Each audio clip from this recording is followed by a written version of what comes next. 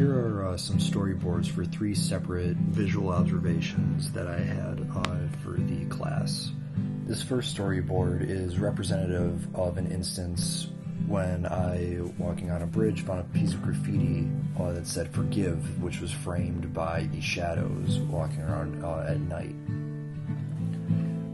The opening shot would be a wide shot of the main character walking from right to left, partially hidden by a wall that is in the area. Then it would cut to a shot from roughly the neck down or so, eventually as it would more focus on his feet with a can that would come into the foreground as we would track along with his feet. Once the character reaches the can, he kicks it away, clearly frustrated by some unknown thing.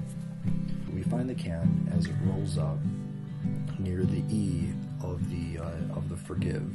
Cut to the main character, walks from out of focus to into focus as he sees where his can landed by and looks down. And then cuts to a wide shot to reveal the forgive on the ground with the character looking at it.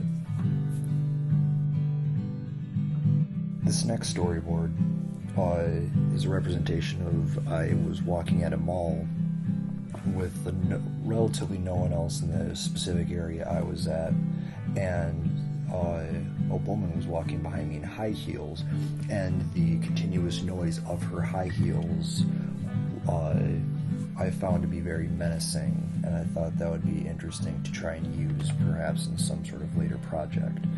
So it would start with a very wide shot of walking through this seemingly empty hallway in this mall.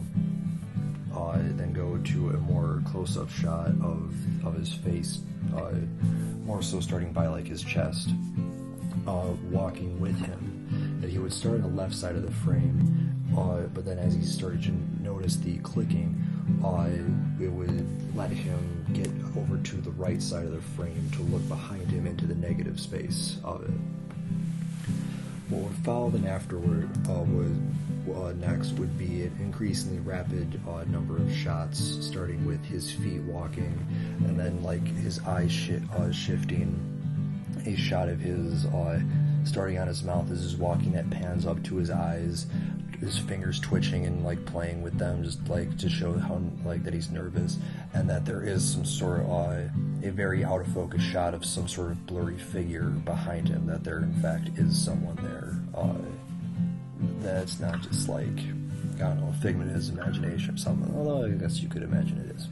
To end the sequence would cut to a medium shot from somewhere between the knees and the waist of him going to scratch his head and do a sort of nonchalant turnaround to just see an average looking woman in like a business getup or something that you would wear heels with, but isn't like imposing or anything like that.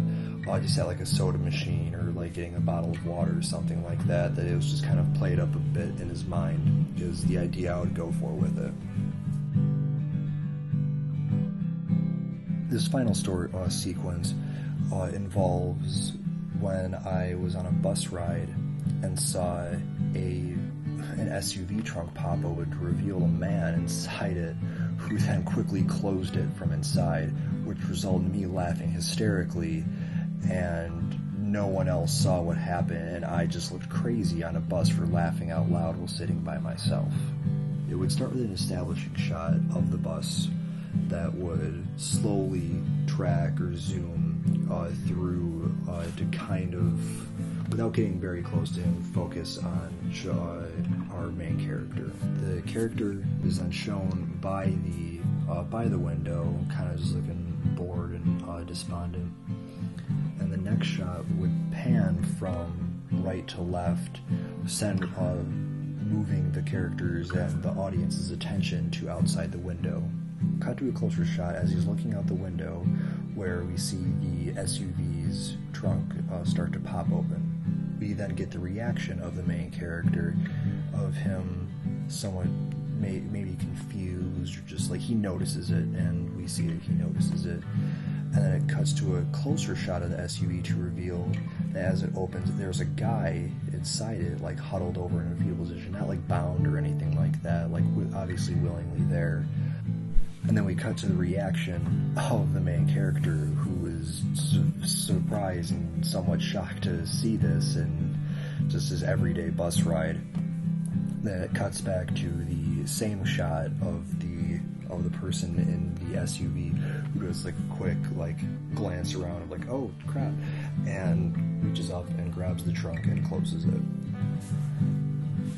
It cuts back to this to the shot of him of the main character on the bus, kind of stunned for a moment, but then just laughs hysterically. As he's laughing, however, the camera slowly pans over to the left to reveal now the entire bus staring at him, because he's laughing like a lunatic. So they're assuming that he is in fact a lunatic, because that happens on the bus every now and again. Realizing how awkward he has made the rest of the bus feel and embarrassed kind of by his outburst, he grabs the pull cord and promptly gets off at the next stop.